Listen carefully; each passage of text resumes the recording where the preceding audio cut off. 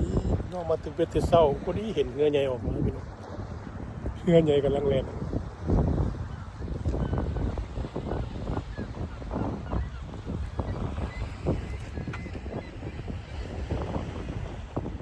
เงือกำปั้นใหญ่กำลังออกสู่ทะเล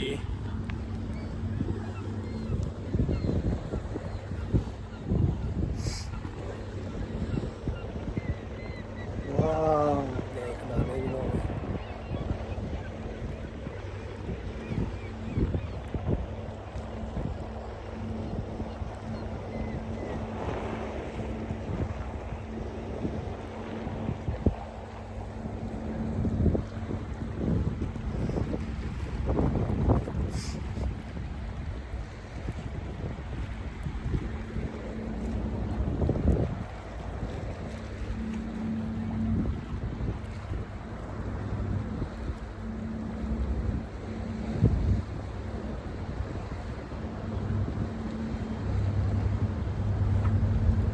มีน้ำหมอกกลัวหลาย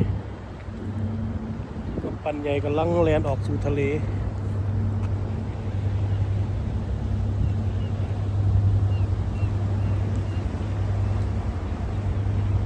มันก็นั่งตึกเบ็ดแกงแล้วกำปั้น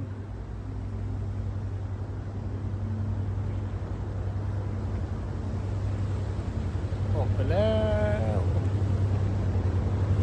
อากาศก็หนาวแน่มึงมีน้ำหมอกกลัวหน่อยนึง